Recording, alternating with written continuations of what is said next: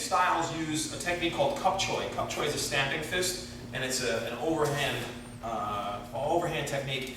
And I mean, Choih foot uses it, Hanga uses it. There are a bunch of styles that do.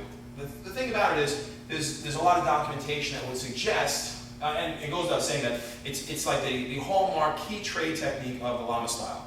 So if you would embody the style and say like 3 things, I would say like, Kahp, Pao, and Chuyhn are major players in the style. Other styles like Choih foot and Hanga, they use Cup Choih, but they don't use it to the extent that we use it in Lama. During the time in the 1800s, during the time of the Guangdong Fu, or the 10 Tigers of Canton, it was pretty well known that Wang Yinlum, who was was a head Lama guy, he was a head disciple under, or him and Wang Yinlum, under Singlung, who was the monk who brought the Tibetan Lama style into China in the 1800s. And in all the spots of the 10 Tigers, these were like you guys can look it up online, but the best fighters that were fighting for the restored the Ming Dynasty at the time, and they were ranked in order of ability. And even Wang Keiying, who is Wang Fei Hong's father, was only ranked number 5 out of the 10, and he was a famous dude. So Wang Yinlun was considered the number 1 guy, number 1 spot. So it goes without saying that since there were Choih foot people and Hanga people within this group, and they dug Cup Choih, they was like, this is way cool. So, but what I didn't like about it, what I don't like about the styles portrayed is they do it in a front bow stance, and at the same time, to me, and we do Choih foot, but when we learn it, it's not with the way a lot of other people do the Choih foot with that front bow stance. So a lot of people, and we all know that it's like Hua Choih and Cup Choih. So Cup Choih can be at a 45-degree angle down. We want to make sure the wrist isn't bent back. If anything, we create a slight flexion, so it's a little bit like concave looking. And we want to come down using these knuckles as the main striking area. So we do it by turning our waist and pulling with it. Well, a lot of the styles seem to charge forward with it and come here. So we talked before about this, but what do you think is, for you, what is the main challenge with that?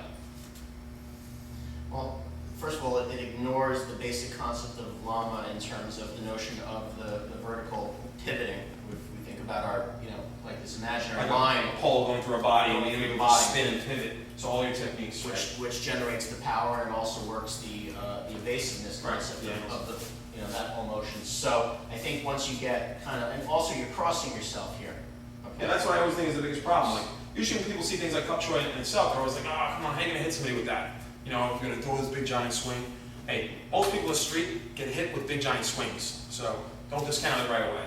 And because the footwork of how we set up the Cup Choih is also very important in the sideways, which I'm sure you'll go into. So that kind of seems to get in the way of that. It just seems like from here, like I'm really limited to how much I can turn my waist in this position, and for a technique that's supposed to be so fast, pretty much I think, it goes without saying, between So Choih and Cup Choih, I don't think there's a more powerful way to hit somebody with your fist. It puts up, you got one? No, I don't. If anyone has an idea, post some comments. But I find it, and I've hit a lot of things, and with a lot of power. I just don't think I can hit anything harder than with Cup Choih. But to do this, here I want to pull this hand down quick. If I'm this way, I have to stop it from hitting myself.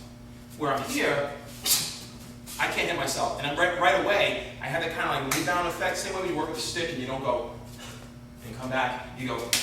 So you can rebound quick. Where I come from here, and I'm ready to do something else. I'm ready to go right into it. Where from here, like again, it doesn't feel like for me. It doesn't feel like a natural movement. I know I've been doing it for a long time in a way, but I just don't think it's a natural movement really. I would agree. All right. So what do you think? What is your favorite way to use the technique? So smashing somebody in the face, obviously, right?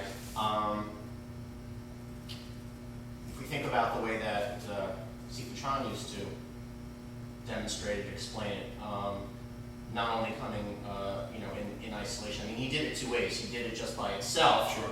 I was always a little bit more partial to the first hand coming in the beam technique. So if I was coming to punch, if I was redirecting here, which allows me to set up. I noticed that too. Like you step forward, and although in our forms, you pretty much learn the dragging concept. Dragging, not dragging.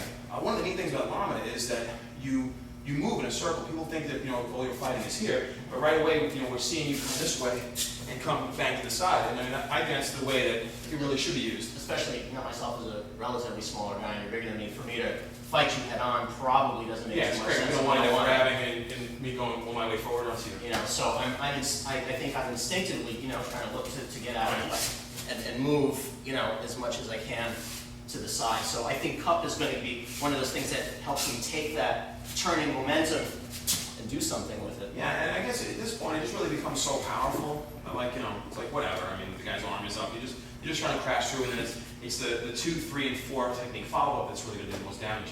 The other way that I like using it too is the concept of just using it as an intercept, where we could be here and that lead hand comes in, I step in and I come right away with it. So again, I got to be quick from here. Jab comes in, boom, jab comes in, and I want to come right in over the top and come to clobber. So what I want to be able to do is come and hit the arm at the same time and be right here. And it's a technique, it's a concept that Lama uses with matching.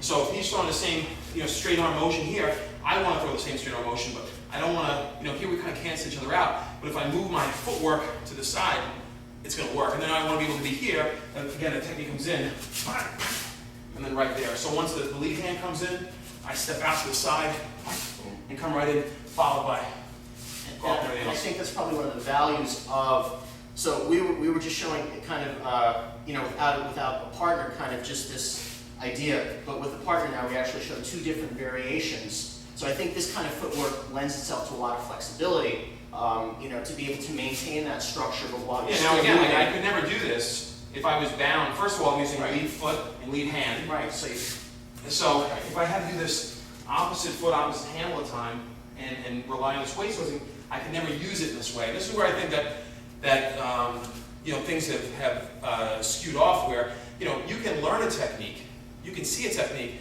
but if you don't understand the exact principles, you won't be able to pull it off the way it was intended to. I believe that Kahp was really intended to be used in the exact way that we're demonstrating here, where in the styles that go this way, I've even seen people in Hung can go down like this. I mean, I just think it's not the way it's supposed to be done. So I hope this was informative to you guys. We covered 2 Lama techniques, so make sure you see the other clip on Chuyhn if you haven't before, and we'll see you guys next time. We have Stephen Michael Perella and Chris Jurak. We'll see you guys next time.